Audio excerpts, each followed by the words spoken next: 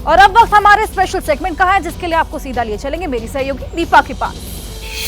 बिल्कुल हर्षा, देखिए आप सांसद संजय सिंह के लिए आज का दिन बहुत बड़ा होने वाला है। बड़ा इसलिए क्योंकि ईडी के सवालों से सामना संजय सिंह का होगा और जो सवाल संजय सिंह से दागेगी ईडी, उसकी पूरी फहरिस्त तैयार हो चुकी है। और ऐसे में आप ये अंदाजा लगा सकते हैं कि आने वाले दिन संजय सिंह के लिए मुश्किल भरे होने वाले हैं। देखिए इसी पर रिपोर्ट।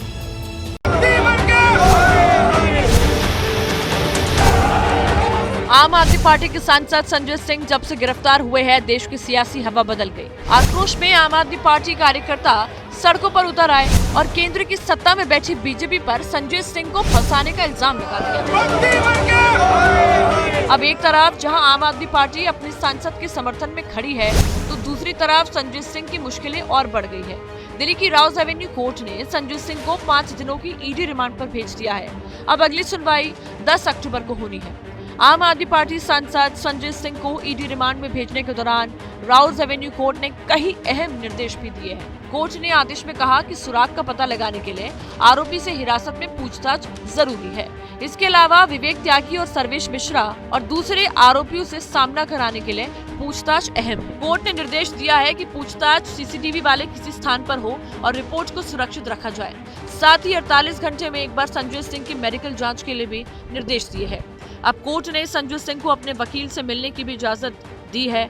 संजय सिंह के वकील डॉक्टर फारूक खान, प्रकाश प्रियदर्शी और मोहम्मद इरशाद रोजाना शाम 6 बजे से 7 बजे के बीच आधे घंटे के लिए मुलाकात कर सकेंगे।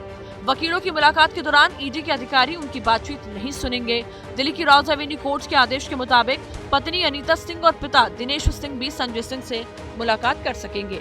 वैसे तो आबकारी नीति घोटाले के तार कहां तक फैले हैं, इसके खुलासे के लिए अब ईडी ने संजय सिंह से पूछताछ के लिए सवाल भी तैयार किए हैं। संजय सिंह से पूछताछ की जाएगी कि आप दिनेश अरोड़ा को कैसे जानते हैं, दिनेश अरोड़ा से आपकी पहली मुलाकात कब और कहां हुई थी, क्या आपके साथ दिनेश अरोड़ा और अमित अरोड़ा की कोई मीटिंग आपके सरकारी घर पर हुई थी, अगर बैठक हुई तो ये मीटिंग कब हुई थी और क्यों हुई थी, इस बैठक में और कौन कौन शामिल थे, सर्वेश मिश्रा कौन है, क्या आपका स्टाफ मेंबर है, आपके साथ कब से जुड़ा हुआ है, क्या आपने दिनेश अरोड़ा को मनीष सिसोदिया से मिलवाया था, क्या आपके रेस्टोरेंट मालिकों से पैसा इकट्ठा करने के लिए दिनेश अरोड़ा को कहा था और क्या आपके कहने पर 82 लाख रुपए का चेक दिया था, क्या आपने अपने स्टाफ मेंबर सर्वेश मिश्रा को दिनेश अरोड़ा से 1 करोड़ रुपए लेने के लिए कहा था, अमित अरोड़ा की पीतमपुरा स्थित शराब की दुकान को औखला ट्रांसफर कराने में आपकी भूमिका थी, क्या आपने उसकी मदद की थी, क्या दिनेश अरोड़ा ने आप तक 2 करोड़ रुपए पहुंचाए थे, क्या ये पैसा आपके घर पर दिया गया था, जब पैसा दिया जा रहा था तो उस वक्त आप कहां थे, क्या सर्वेश मिश्रा के दिनेश अरोड़ा से पैसा लेने की जानकारी आपको थी, एक्साइज पॉलिसी की ड्राफ्टिंग में आपकी क्या भूमिका थी, क्या आपने दिनेश और अमित अरोड़ा की अरविंद केजरीवाल से भी मुलाकात कराई थी। अब ईडी के ये ऐसे सवाल है जिनके जवाब देने के बाद संजय सिंह की मुश्किलें बढ़ सकती है, क्योंकि रिमांड कॉपी के मुताबिक संजय सिंह आबकारी घोटाले के मुख्य साजिशकर्ता के तौर पर शामिल है और साल 2017 से संजय सिंह दिनेश अरोड़ा के संपर्क में थे। और इतना ही नहीं, दोनों की सीडीआर भी इनके दोनों के बीच संबंधों की तस्दीक करती है।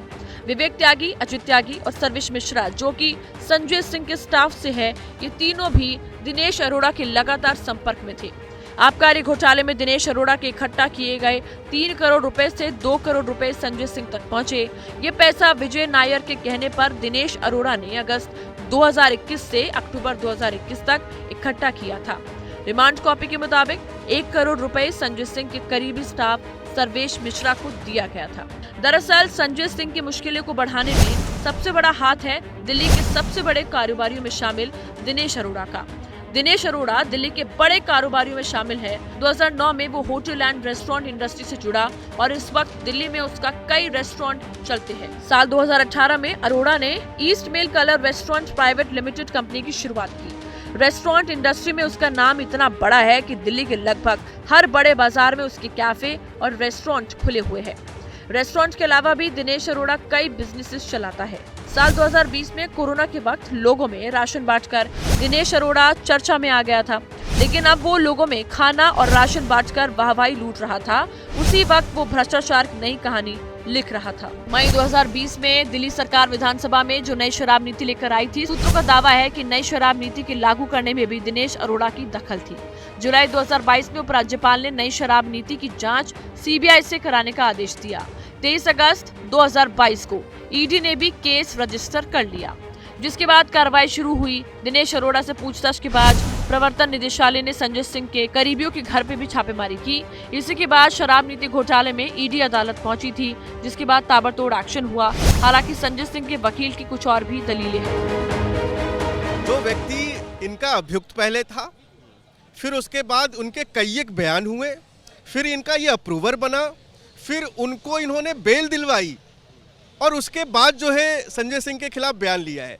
तो अगर सीरीज ऑफ इवेंट देखें तो उससे साफ साबित होता है कि संजय सिंह के खिलाफ कोई सबूत नहीं निकल के आया। किसी व्यक्ति के बयान पे जो कि क्रेडिबल एविडेंस नहीं कंसीडर किया जा सकता, उनके बयान के आधार पे इनको अरेस्ट किया गया था। पहले मनीष सिसोदिया और फिर संजय सिंह पर एक्शन के बाद अब सवाल उठ रहे हैं कि अगला नंबर किसका होगा। तो बीजेपी के नेता और कभी केजरीवाल के करीबी रहे कपिल मिश्रा अपने पुराने बॉस का नाम खुलेआम ले रहे हैं। मनीष जेल में, सतेंद्र जेल में, संजय सिंह भी अब तिहाड़ी हो जाएंगे और अरविंद केजरीवाल बहुत दिन तक बच नहीं पाएंगे, क्योंकि अगर विजय नायर ने चोरी की, मनीष सिसोदिया ने चोरी की, संजय सिंह ने चोरी की, तो केजरीवाल की मर्जी के बगैर तो संभव नहीं है इतनी बड़ी चोरी। जो पाप उन्होंने किए हैं दिल्ली की जनता के साथ, दिल्ली की माताओं के साथ, बहनों के साथ, शराब बांटकर, ठेके खुलवाकर, उस पाप से बच नहीं पाएंगे। उसका न्याय निश्चित है। संजय सिंह की गिरफ्तारी इस पूरे शराब घोटाले में सीधा सीधा ये बताता है कि अभी ये आंच सिर्फ संजय सिंह तक ही नहीं रहेगी या मनीष सिसोदिया या सतेंद्र जैन तक। ये पक्का इनका सरगना अरविंद केजरीवाल ही दिखते हैं और ये आंच उन तक जाएगी। दरअसल मुख्यमंत्री अरविंद केजरीवाल कथित शराब घोटाले के केस में पहले ही जांच के दायरे में आ चुके हैं। अब ऐसे में सवाल फिर उठ खड़ा हुआ कि क्या शराब घोटाले केस में अगला नंबर अरविंद केजरीवाल का है।